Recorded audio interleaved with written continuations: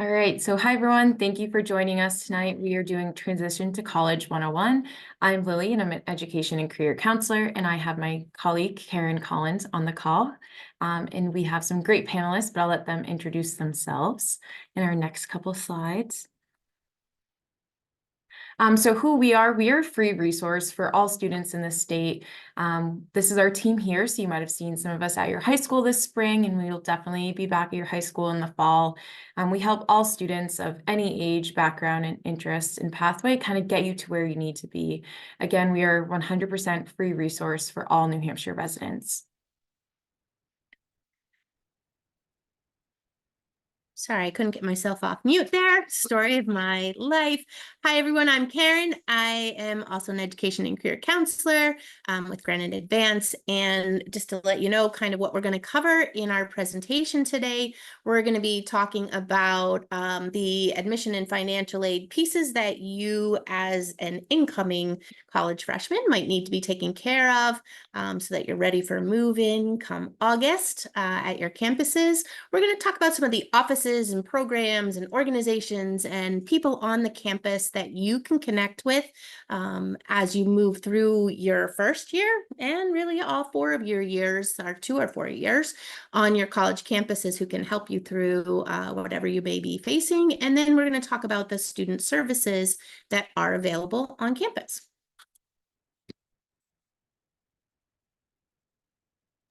And then we'll go around to our panelists. Mac, if you want to start, kind of introduce yourself and whatever you want to share. Sure. My name is Mac Broderick. I'm the Director of Student Financial Services at Plymouth State University, and Student Financial Services here is both the financial aid office and the student billing office. We handle both of the those features in the college setting at Plymouth. I've been in financial aid for too long, and we've been enjoying an interesting year of financial aid with the new FAFSA. So I look forward to our talk tonight.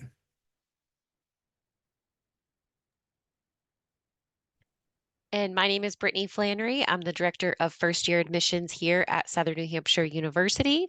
I have been in admissions for about 14 years now. I agree this has been kind of a crazy year. And I know some of this summer communication, I think, has been delayed a little bit. So happy to talk through here in this webinar of what to expect and all of those summer to-do list items. Hi, everyone. I'm Liz Brennan. I am the Director of Academic Advising at New England College. I have been here for about 8 years now, and I will also help you getting ready, what to expect from us, and all the good items in the near future.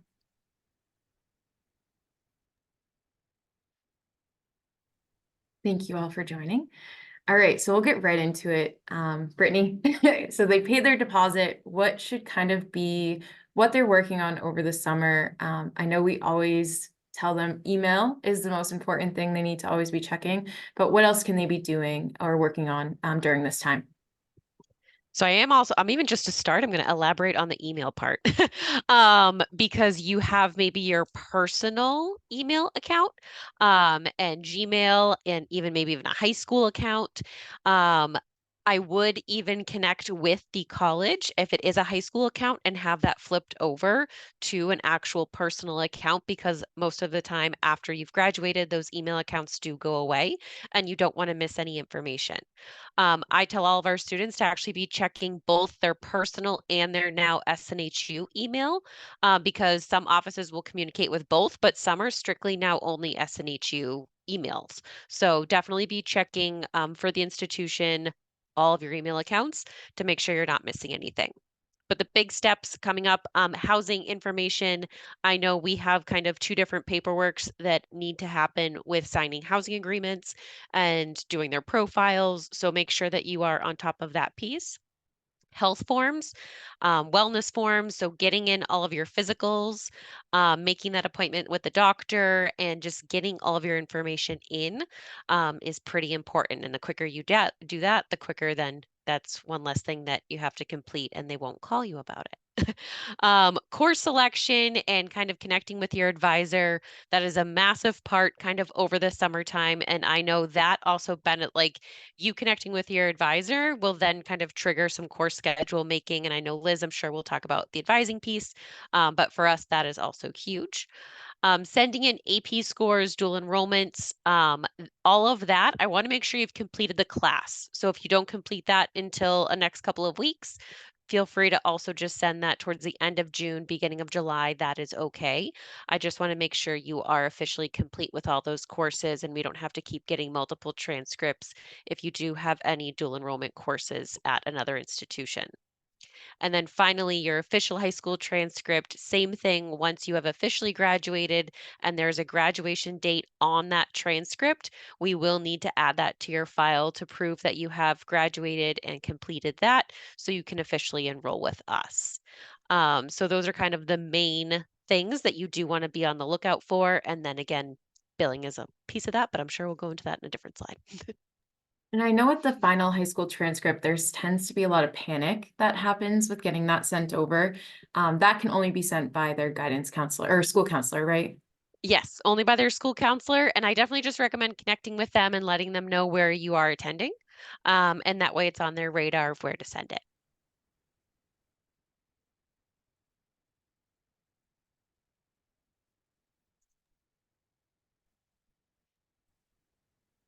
So here's where we have Mac jump in. So financial aid has been a lot of fun this year.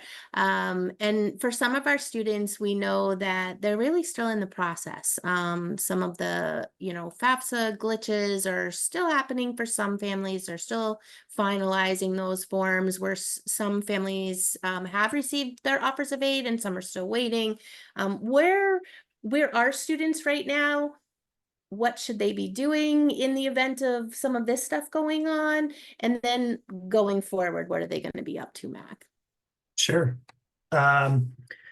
Schools have been receiving the FAFSA information from the Department of Ed only since about the middle of April, and been acting upon that information since then. So most schools have produced financial aid award offers to students by this point.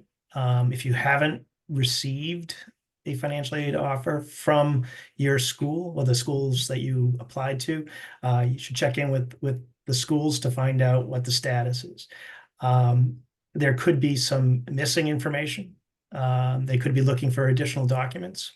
And to echo Brittany and Lily, communication happens primarily through email, and it's usually directed to the student. So the school may have reached out to the student to let them know of any missing information. So the first thing you can do is make sure you have a financial aid award offer. And if not, please complete the FAFSA application or provide the school with any missing information. If you do have a financial aid offer, I guess the next step is to try to understand that offer so you know what the components are. Typically, there are areas on the financial aid offer that include scholarships or grants. That's money that doesn't have to be repaid. Loans are also another area on the financial aid offer. Unfortunately, those have to be repaid. And typically, schools may offer an amount for work study, which is paid to the student for work done on campus. It is the student's responsibility to apply for jobs, work the hours, and they get paid. And typically that money goes towards everyday living expenses. So it wouldn't necessarily help the bill. So understanding your financial aid award offer and which components will go towards the bill is really essential. If there are any questions about different types of awards, then you want to reach out to the school and ask them questions. Some schools may or may not have certain types of awards. Some may not be able to offer work study. Some may not have institutional grants. They may only have federal aid. So you want to make sure that you understand each of the components of the award. And then the next steps in financial aid likely would be at the top of the list there, completing the MPN and ELC. And that is the the master promissory note or an entrance counseling for student loans. Student loans, in this case, we're talking about the direct student loans in the student's name, and anyone who completes the FAFSA should be eligible for an amount of student aid loans that they are eligible for. But you need to complete the master promissory note, which is an online loan application, and the entrance counseling is an online tutorial on what it means to be a borrower, what your responsibilities are, what your rights are, and how to plan repayment. Eventually, this will be something you're going to be very interested in how to pay back the loans and the timing of that. Those can be found at studentaid.gov. The link is there. The bills will be coming out at various points over the summer, depending on which school. And the aid, most of the aid will apply to the bill. Usually there is some gap between the financial aid available and the cost of school in many cases. So the school is going to want to know how you are intending to pay for the balance. And there may be payment plans that the school has to offer, or additional loans, either in the parent's name or in the student's name with co-signers, either from the federal government or from a private institution. More information about loans can be found on the school's website if you wanted to take a look there at each school that you're applying to. Typically, the timing, well, the timing is off this year. So the offer letters for incoming students for financial aid in the past are sent out anytime in December through May. This year, everything was sent out in April and May. And so most of the time, people have to confirm or deposit with their school of choice by May 1 in the past, but each school may have their own deadline. Many schools have moved that deadline so that students are still deciding at this point. If you have questions about financial aid before you set a deposit, you definitely want to reach out and make sure that you have a conversation with the school very soon, because I think most of those extended deposit dates are coming up. FERPA is basically the law that we have to follow in higher ed, where the communication happens between the school and the student. The school can't share information with anyone else, including the parents, without the student's permission. So different schools do different things with the FERPA regulation and as far as doing permissions. So again, depending on which school you end up going to, you want to reach out to them to find out how best to get information in the hands of the people who are helping. We strongly advise students to give permission to parents so that we and the financial aid and student accounts office are able to speak with parents about the bill or the aid, because we know that it's a family, it may be a family effort to try to get through the admission and enrollment process. I think that is about it. I think the biggest thing is communication, and if the school is missing anything, please contact the school. If you need anything, email, phone. I mean, the financial aid office and the student accounts office are open at most schools through the summer, because this is a busy time for us. So reach out to the school if you have any questions, and make sure that you're providing them with the information that is requested. Anything else, Karen, did you want to go into? Or Just a quick question. So a lot of times we hear that it should be the student communicating with the college. Is it ever okay for a parent to be calling on behalf of a student, or should it really be the student communicating? It's primarily the student's responsibility. I mean, the student is responsible for the bill, even though families participate. Each school may have their own process to provide permission, or that the student can provide permission to speak. But it really should be the student is the primary contact. The student is the one responsible for making sure the bill is paid. Checking the bill frequently, even throughout the year, is a good idea because different charges may appear, and any outstanding balances may result in things like not being able to register for classes, or even being removed from classes, or housing might be in question. So it is the student's responsibility to check the bill frequently. They can definitely have conversations with the family about how the bill is going to get paid.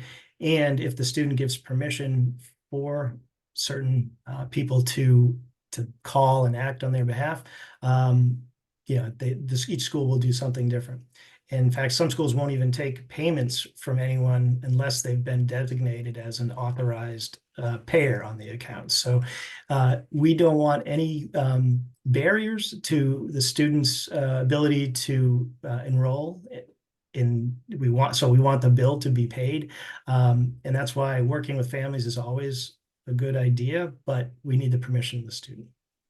Perfect. Thank you for that. It's always Yeah, a no problem. confusion, and I know we, working with families, we have parents ask us a question quite often, my student's in school all day, and how can they call the office? Is it okay if I, as mom, give a call to that office? But, The offices generally, they might be able to give just basic information or general information to anyone, but to get real specific information about individual bills or aid, you really need, and it needs to be the student or someone who's given authorization. It's perfect. Thank you for Yeah, that, Matt. no problem.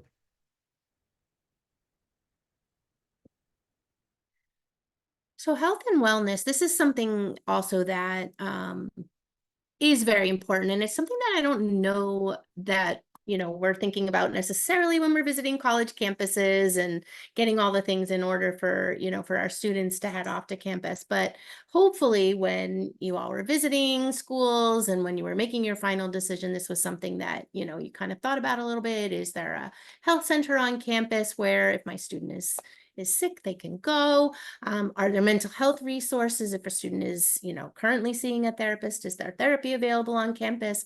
Can they still see their therapist, remotely? What that might look like. Oftentimes students have paperwork that they will have paperwork that they're going to need to submit to the schools in terms of, having the right immunizations and all of those types of things.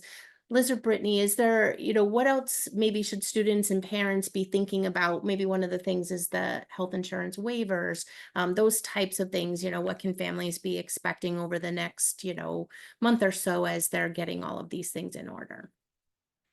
This is perfect. I would say, yes, absolutely. Health wellness is the same almost as the financial aid part. If you're not paying your bills or if you're not able to put in your health records, the college isn't going to want to let you move in. They want to make sure that you have all your health information in beforehand.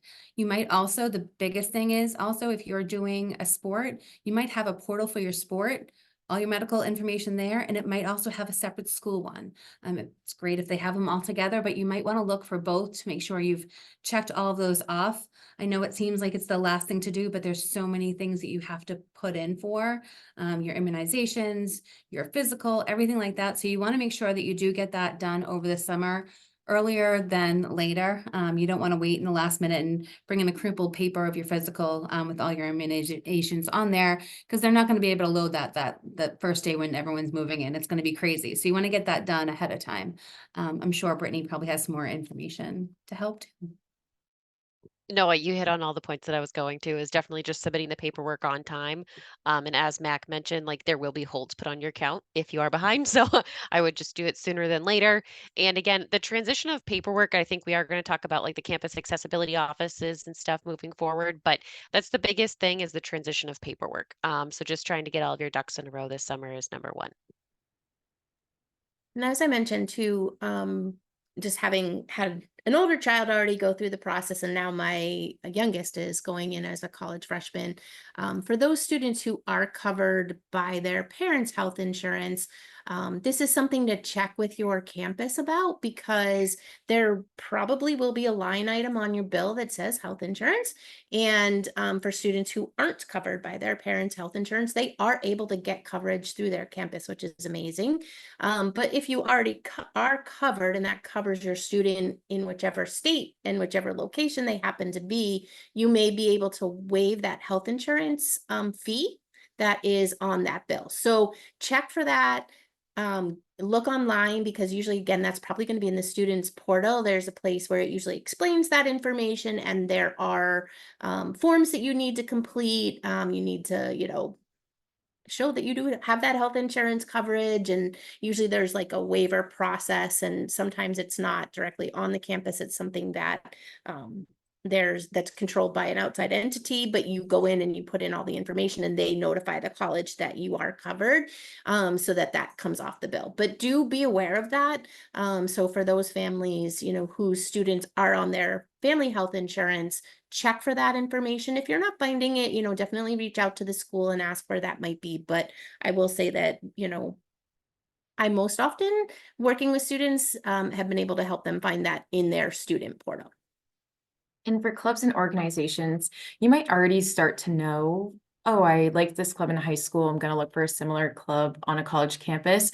And that's great. And maybe you have no idea, but there will be club fairs at the beginning, usually of each semester, definitely in the fall as a first-year student. So just keep an eye out for this so that you can find that sense of community. You can find a club to be a part of, whether it's something brand new, whether you're creating a club. There's a lot of options once you get on the college campus.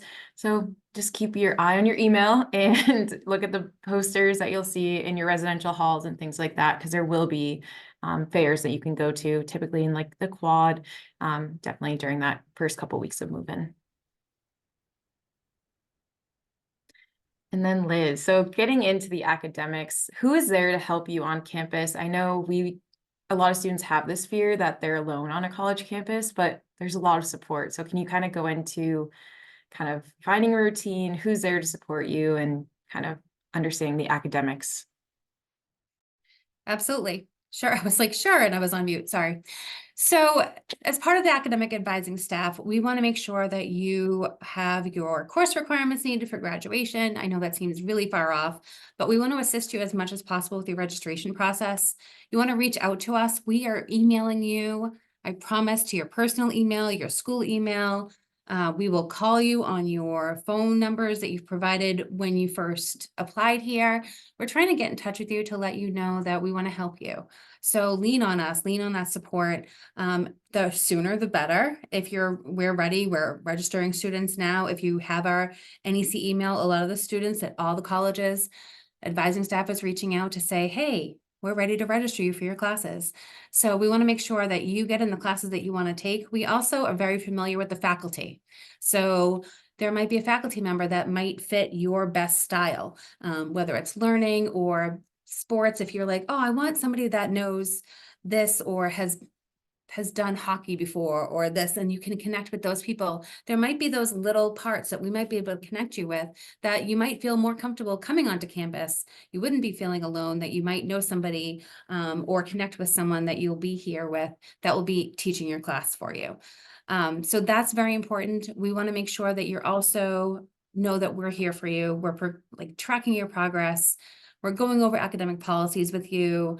We are a huge campus resource, and if we don't have the answer, and the advising staff, and this goes for every college, they will reach out to you. They want to make sure that you're as successful as we are. We want to make sure you're all set. You want to make sure you're achieving all of your academic success goals, and we want to make sure that you're there for that. So we help you register for your classes. We will check in to make sure that you've registered and you've checked in with all your portals.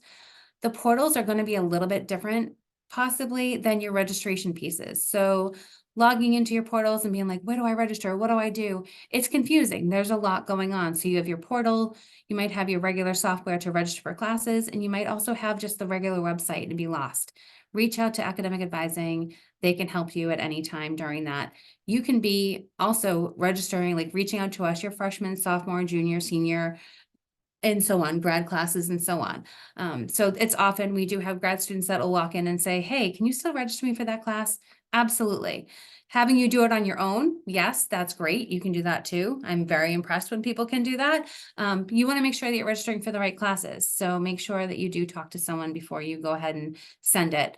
If you are not happy with the classes that you're in, you have a period when you first get to school that will be add drop week. For New England College, it's a week. Some places will be 2 weeks, some could be 3 weeks. I'm not sure. You want to check on that policy because that gives you the time to check out a class and be like, this isn't for me. Even if you think major wise, I want to do criminal justice, and you might go in and be like, I didn't think that that's what criminal justice was about. So that's something you want to absolutely be doing. Making sure once you do get to campus that you're reading your syllabus, you're checking on your deadlines, you have study time, you're connecting with instructors, your classmates, support services.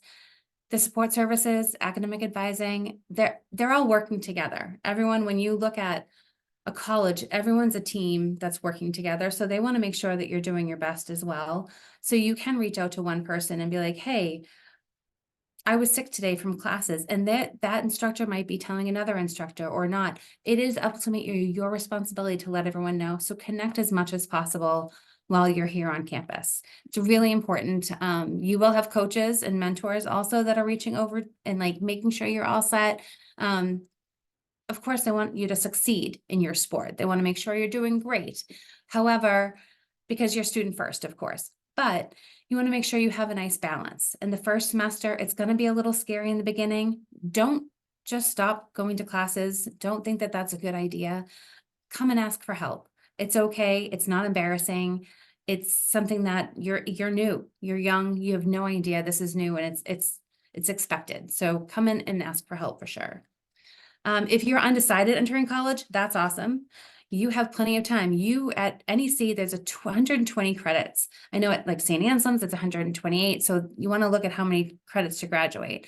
However, going in and trying a couple of different classes, if you think you might want to do psychology, and then all of a sudden you're like, you know what, I talked to a friend and I really like health science, you might want to switch that. So there's plenty of opportunities that you can be changing that. Your first semester, your second semester, checking out different options is great. You probably will have a first year seminar class as well that you'll be registered for. That's also another time that you can talk to other people and find other majors and interests. Also, much like the activity fair, there also might be like a college fair of like different majors. So you might want to go to that and check out different majors, talk with different faculty. You might pick up a minor. There's no rules of how many minors you need to have, so you can do that and figure that out in the time that you're at college. And lastly, books.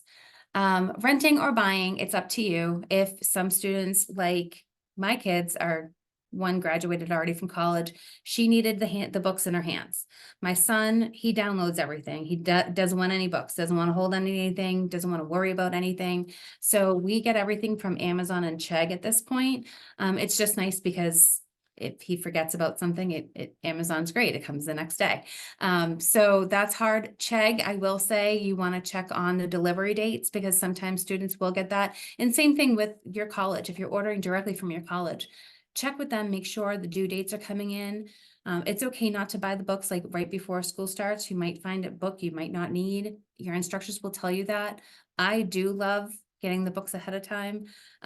That's me. I like to be prepared. So it's up to you, but think of this before the first week of school. But in all of your classes, you will have a syllabus that'll let you know what books are needed and what's required. Those will be two different differences a little bit. So as these students, sorry to cut you off. Yep, no, you're good. As these students are maybe getting these syllabuses for the first time and they're seeing office hours, can you explain like what an office hour is and why it's beneficial for the students to attend these? Absolutely. So it's definitely important to check on your syllabus. You'll see office hours. A lot of the faculty will also have their times listed outside their door. So if you're like, I can't remember, I'm not going to go back to the syllabus, look back on that. The faculty advisors and the faculty are there for you as well.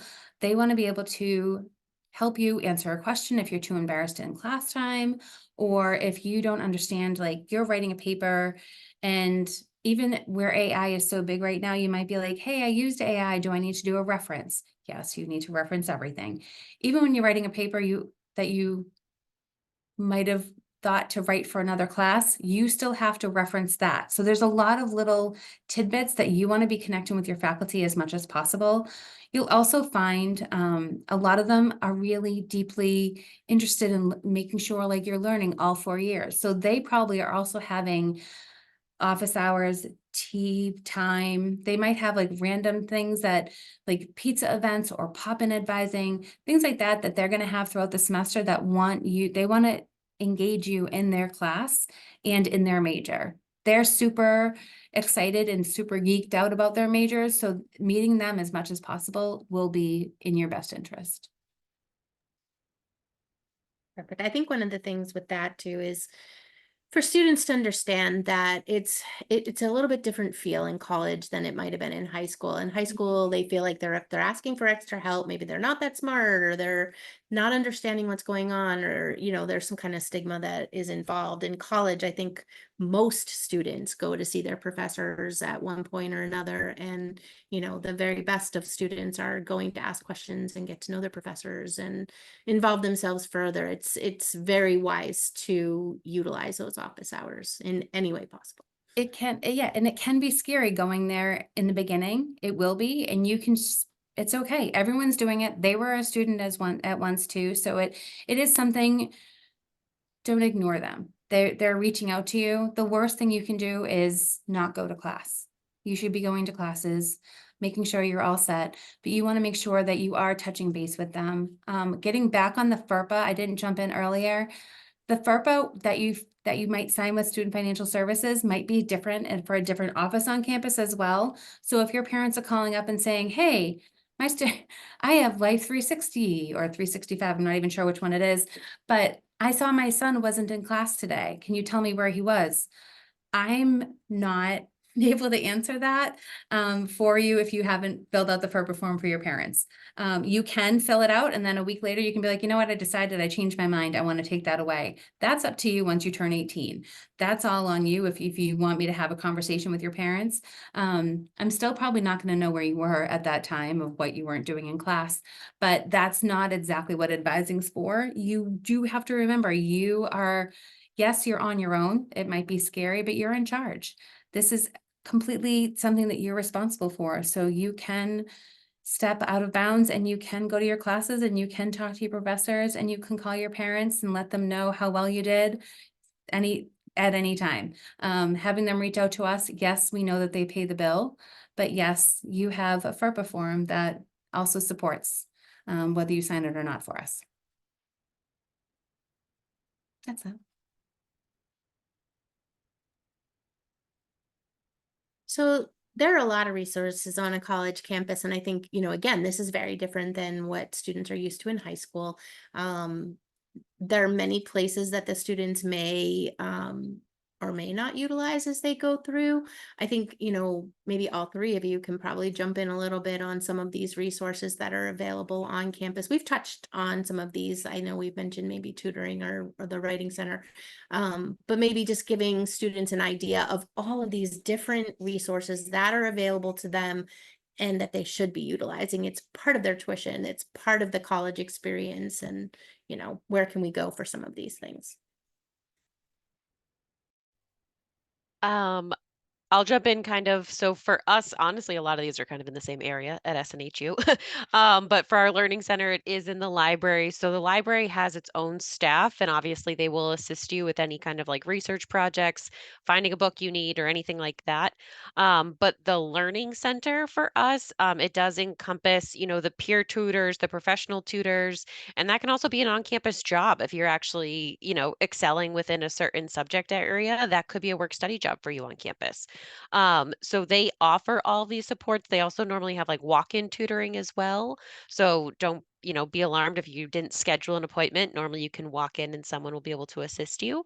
And mentoring, we do have a kind of like a coaching mentor program on campus. And that is within our learning center. I know at some institutions, it could fall underneath kind of the advising piece. But it definitely, most institutions will have some type of a mentor program. And then again, I know I mentioned the campus, accessibility service center. For us, it's called you know, within the accessibility center, they are the middle person between you and your faculty member. So any type of, again, accommodations, a 504, an IEP, like they need all of that paperwork this summer, and they will communicate with your faculty member or residence life or anything like that if you do need an accommodation. So that is like number one for us. Honestly, a lot of our forms are due like mid-June. Especially for any housing accommodations. So we really want to make sure that that is in the pipeline soon. Going back on the Accessibility Services Center, any of your accommodations, especially for Res Life or anything, you might have an ESA and you might have an approved rabbit or cat or an ESA for that. You want to make sure that you have everything taken care of, the shots and vet visits and everything like that for any of the accommodations that you'll have, making sure that's done. Don't just come to school with your cat or your rabbit or whatever it's coming with. I just know it's become more popular, I think, since COVID, that students are coming with animals, and just to make sure that you have all that done before you get here is really important. Because yeah, you don't want to drive your cat all the way up to where you're going and then not have a place for it to stay. That's it. I think if I had any advice about tutoring or writing centers, I would say is that they are for everybody and everyone should take advantage of it, not just students that are struggling. So it is those are good tools for everyone to use to just get going in a really good way. And I think a lot of times the students who are not struggling, who are really focused and doing well, are some of the biggest users of these. So definitely use them. Don't just use them in times of trouble. Perfect. So another piece of being on a college campus is student life. I think, we all know as adults that the more involved a student happens to be, on their campus, generally speaking, the better adjusted they are, the happier they are, in all aspects of their life, and typically the better they're doing academically. What are some of the ways that students can really get involved on their campus, even from the start, or even starting over the summer? Are there things that they can do to start to become involved on campus? So for us, as Liz mentioned, we do have like an activities fair that first week of school. It is actually on the quad, same thing. And everyone is there. So you can walk around and truly see what you want to get involved in. That's like the number one place I would start. We do also have a job fair as well that I think was already talked about. So we have all of these that first week of school, which most campuses will. So it's just kind of knowing when they're happening and taking advantage. But again, there are normally there's a club for really like any type of things that you're looking for, the academic piece, more the social piece. Like there's something that you can get involved in, or working. Again, like if you do have to work, that's okay too. Some of our tour guides are that's their main responsibility. And so if that's kind of you're trying to earn some money throughout your time in college, that's okay too. But there are going to be specific clubs for all of your interest. Following on that too, I would say definitely student engagement, the office whether you're at SNU or Plym State or at NEC or anywhere, you definitely want to be going to there and making sure that you find out about the clubs and organizations if you do miss that opportunity to go to the big events that they have on campus. You might run into something. I know this semester we had more organizations starting different clubs that they were interested in. It was pretty exciting. We have a designer club now. So it's kind of nice to see the different things. Different students are connecting. It's really nice to find out someone like that doesn't look like you or act like you, might absolutely have the same interests as you. So it's kind of nice to be able to see and run into them at the clubs and organizations. So connecting with student engagement is really important. If there's not a club that you want to be a part of, you can start your own if you'd like to. The worst thing you can do, I think, is just stay in your room. don't stay in your room. Staying in your room and just gaming because you're connected to people in the gaming world, you can go somewhere on campus maybe and game. There might be a gaming place there, or connecting to other friends that you have an interest in, whether, or if there's intramural sports, if you played soccer the whole time in your high school, but you don't want to play in college and made that commitment, there's probably an intramural, or you could start an intramural club. There's plenty of opportunity to be doing that. So I believe that you would be all set as long as don't just stay in your room. It's not gonna be fun. And I think one of the things too that I'm noticing with students is now students who are committing to their college campuses and knowing where they're heading, they're joining the Facebook pages or the Instagram groups of incoming freshman students, and they're all kind of putting their little bios out there and saying, you know, I am such and such from this state and I am coming to this college to study this major and I'm interested in these things. And they're all kind of connecting over the things that they love, you know, whether that's field hockey or it's the marching band or it's whatever it is that they're coming in and they may want to do on their college campus. I noticed my daughter's connecting with other kids that are in those areas, you know, other field hockey players that are coming in and wanting to play club as well, or other students that are interested in music, or other students that are interested in whatever it may be that they're doing now. That's another way to start to connect and make those connections on campus. And the other thing that we always recommend to our students is to hop on social media. And, you know, if it is a sport that you're interested in, you know, follow that sport from your college, or follow the student engagement office from your college and find, you know, see what's happening, you know, what goes on the campus. Look through their Instagram posts and see what happened last year on the campus, you know, who came to campus to speak and what concerts might have come to campus and all of those things. And it's just a great way to start to feel connected with your campus that you're going to be joining not too long from now. So lots of ways to get involved for sure. And as you're going to these fairs and, you know, club and organization fairs, it's okay to write your name down at a bunch of tables and then only pick one or two to join. Don't be scared to do that. You want to get more information. You want to know when they're meeting. So put yourself out there. Again, as we said before, like, this can be a scary thing, but it's also really important to find that sense of community on a college campus. Joining your major club. So if you're in health science, there might be a health science club that meets once a month and kind of just talks about the industry, jobs. They might have alumni come back and talk about what they're doing now. That's always a great starting point. So we always recommend at least joining that club, but try to think about what you liked in high school and then how you can find that on a college campus. Or start all over and join a bunch of new clubs. You have a lot of opportunity once you're on a new campus. Another thing about clubs, I know we kind of mentioned it, like starting your own. I was a student at Plymouth State, and I think it was like 3 students and 1 faculty member to start a club. So it is something that you can do and easily grow with your friends. Residential life. So we know this looks very different at all 3 of your campuses, but does anyone kind of want to get in or start talking about the different options students might have, and maybe as a first-year student not having a ton of options, but how that can look different as they move on in this process? Yes, so again, every institution will be different. For us, you do have to make a profile. So when I talked about housing forms, this is one piece where you make a profile and it's basically like, I'm neat, I'm messy, I'm a morning person, I'm a night person, and all that stuff. And then based on the profile, and then we also ask for your preferences on residence halls that we offer. So you can, again, as Karen mentioned, like find them on Instagram, on Facebook, and kind of flip through. We have some virtual tours, most schools do.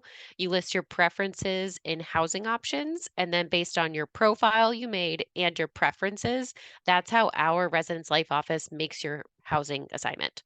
So that is what is needed for us. It is kind of a 2-step process. If you know someone you want to live with, you can certainly request them. But again, you have to kind of match with each other. So if you pick Sally Smith, but Sally doesn't pick you, like, they're not going to match you together. So just make sure everyone is on the same page if you are looking to live with somebody else.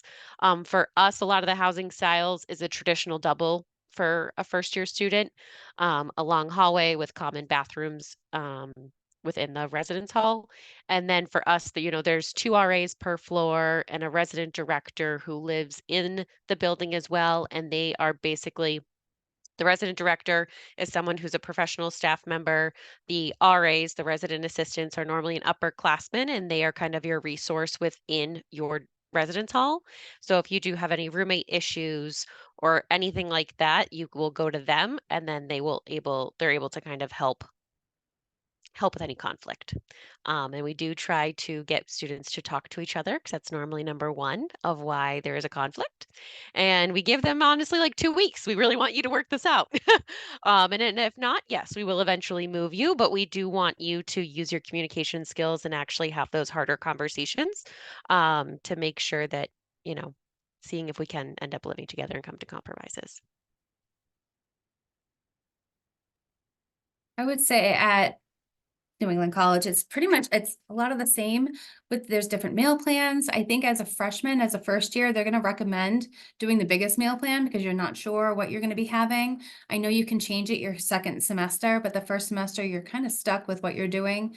My biggest suggestion, even from when I went to college a million years ago, is get creative with the food, because after a while, by the end of your second semester, you're like, oh, great, there's pizza. And you get used to it. Definitely change it up, try different things. As far as housing, my kids went to different colleges. They went to Salve and St. Anselm College, and it was different here at New England College. Their dorms are different prices. So I wasn't really sure. It wasn't just one price. So you want to look around, definitely check out like whether it's suite, double, triple, things like that. But you're also looking to see like, is one place a little bit less expensive? Can I save here? And then I can have this more money here. Make sure, obviously, you don't want, a little tiny room, but making sure that you're looking at all the different options for the housing and the food plans is very important. We have residence assistants here. We also have area coordinators. So we have area coordinators that are hired to be here. It's not a student. And they are walking around making sure all the dorms are safe at night, making sure you're okay. We also have campus safety here that will help you if you're injured. They will help you get from one spot to the next on campus. We have blue lights. All colleges have blue lights, making sure that you know that you're safe. Yeah, I love our campus safety, actually. They're called Campo here. So most colleges will have a different name for different things. It's kind of fun to figure it all out. Mac? That's same at Plymouth State. Sounds pretty similar. Dining and housing, there are different options, and a little bit less choice for incoming or new students, but there are different options, and that's kind of one of the main reasons why we in many schools can't really put together an accurate bill until we know what those specific housing assignments are. And so at Plymouth, we have our bill in July, and we were able to produce that because housing assignments hopefully will be done, classes will be picked, and so that gives us an opportunity to have a deadline of the bill pay in August. So it's kind of a cascading thing. So I think you definitely want to check with your college to find out what the deadlines are for the dining and housing, and make sure you get your selections in. And for students who don't live on campus, there still can be a campus life for those students. Going back to the student life, participating in events on campus is a good way to feel connected. So. And don't be scared to ask questions. You can ask financial aid, you can ask your academic advisor, the director of admissions, the admissions counselor that you're working with. Just ask questions. If you're concerned about your housing, or that's not what you selected, or you can't understand something, don't be scared to reach out to your resources. Athletics, I know we kind of briefly touched upon, there's different, the varsity level, if that's something that you're looking to continue in college and you're on the team, but there's also a lot of intramurals that you can join or create. So there are ways to make this part of your normal routine and your activities. Again, if something you did in high school and you want to carry over, there are opportunities to do this. Also, knowing that like if you are in a team, it's going to look a lot different than it did in high school. You might have mandatory study hours. You're going to have a lot more check-ins with grades. So just be aware of this. And this is something that your academic advisor is aware of. You'll learn how to kind of talk with your professors to go through, hey, I have a game on Tuesday and I'm going to miss class. What does this look like for the next, couple times we meet? So there are resources. The biggest thing is just asking and kind of seeing what's out there. Another great way to kind of see athletics, as we mentioned before, is social media.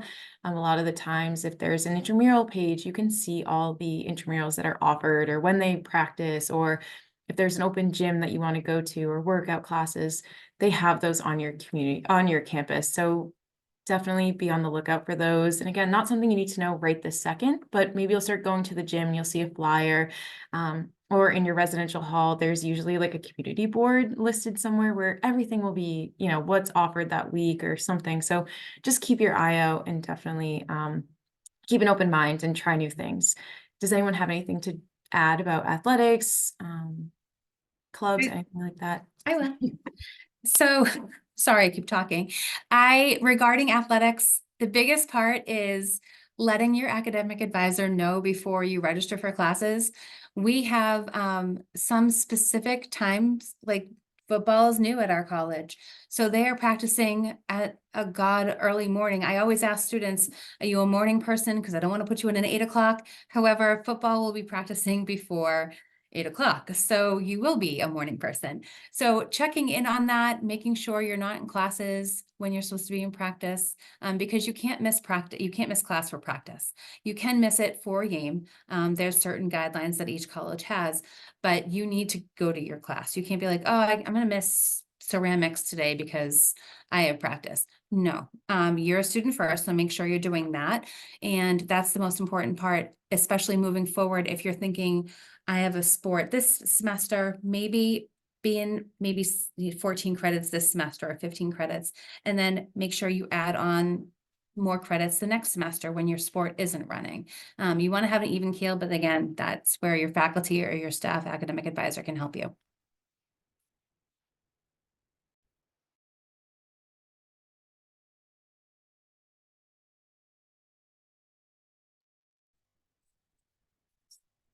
So professional resources, we know we're just getting started and we're talking, with students who are transitioning from high school to college, but the ultimate goal is to, make it through your 2 or your 4 years and get that job at the end, or maybe for some of our students, it's to continue on to grad school. Campuses have assistance with this, and this is something that, back in my day, we probably thought of towards the last semester of our senior year, but our students are thinking of this way earlier in the process now. Liz, Brittany, Mac, career development on campuses, what does that look like for students these days? So yes, I think every school has kind of like a career development center. So for us, our staff is actually even broken down by school. So, all of the business students actually work with, 1 or 2 career development staff. And that way they are very up to date on what's happening in the industry. But they also help with, I know I see it listed like mock interviews. They'll review your resume, because what an accountant's resume looks like is going to be so different than if you want to be a teacher. You need different stuff. So, they are very aware of also the cycle, because they're all different based on what industry you're going into. So I agree with Karen. You really want to start talking to the Career Development Center at your institution, like within the first year would be great. A lot of even like our freshman English courses, because we hold a career and internship fair every semester, it's actually mandatory for them to go. So obviously we know you're not probably going to get an internship out of it, but you're going to learn how to shake a hand. Let's brush up on the resume and at least kind of get your foot in the door with that staff, so you are prepared even going into sophomore year of trying to maybe get an internship in between sophomore and junior year. So they are definitely willing to help, but yeah, they are very up to date on what's needed. I can't stress enough too, if you're looking for a job, I would talk about volunteering maybe for that job, getting some experience in that. It might be part of a class as well, but getting in there, it'll help with your resume building. But here we have Career and Development Center. They meet students all over campus. So they might have an event in the advising office, our area. They might have another one at another building. The Lions building is more mainly like a business type of students with the majors. So we're a lot smaller than SNU, but we have some great opportunities to meet with different students of different backgrounds, seeing what they're interested in doing. Again, volunteering or trying out something beforehand, before you jump into that job, is going to be exciting to do. So doing an internship is really important to do as early on as possible, I would say. I'm trying to still have my son sign up for something over the summer for an internship just to get more experience. So it'll be great. I think it's also important to know that the career development centers on campus also help students understand what is available out there for potential careers. They can help you sift through the different options and based on your skills and interests. So I think it is a really great resource to use as early as possible in your college career.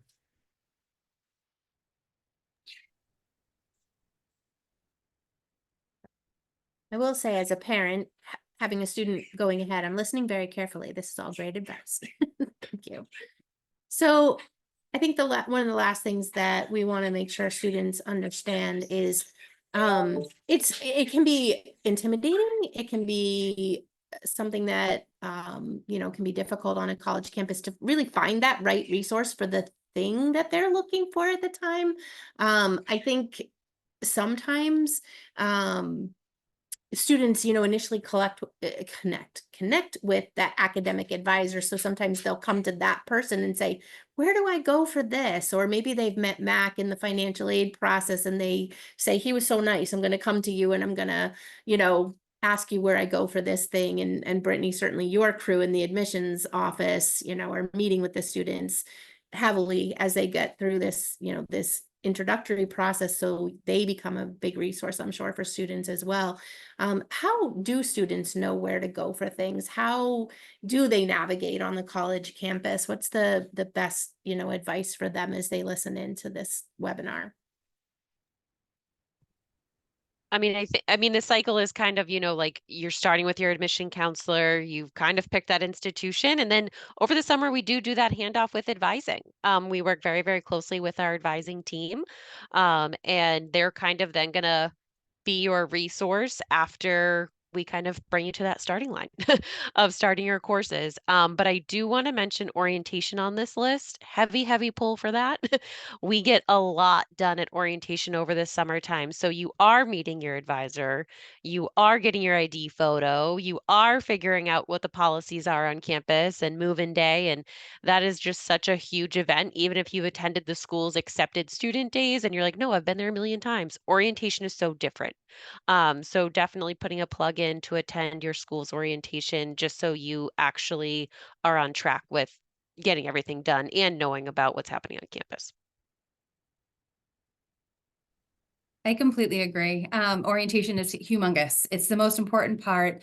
Going there, I've had some students find their roommate there too. So it's kind of fun. You go to orientation, you find someone that you connect with. These two of them I can think of are two peas in a pod. They don't go anywhere without each other, and they'll be seniors next year. So it's pretty interesting. You might find your new best friend there. Checking your NEC email is going to be, well, your any email that you get from any of your colleges. Super important, because once you are matriculated here and you're going to classes, we're not going to be sending your emails to your home anymore, or your personal email.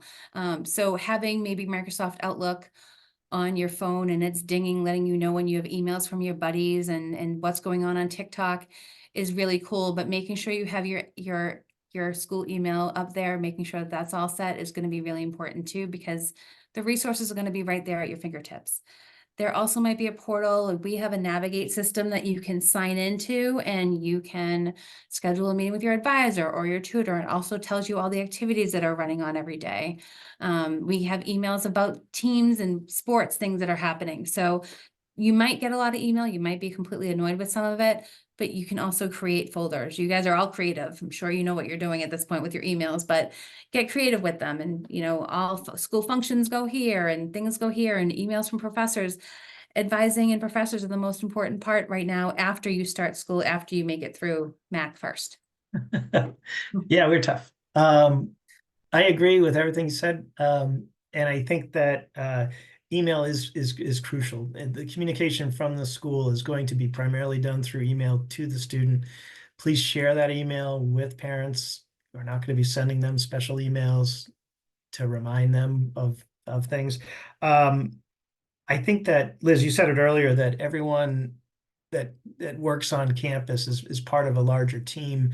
And I think it's good to know that for the most part, if you walk into any office on campus and you don't know what question to ask, you just come in and look confused, someone is going to help you and maybe direct you to the right place. We see a lot of people who come in and just say, either my parents told me to come by, I don't really know why, or I'm looking for XYZ office and or I have this question, and we can walk them around the administrative building or try to point them in the right direction. So I think when in doubt, just reach out to anyone, and hopefully they can point you in the right direction. If they can't, just answer the question for you.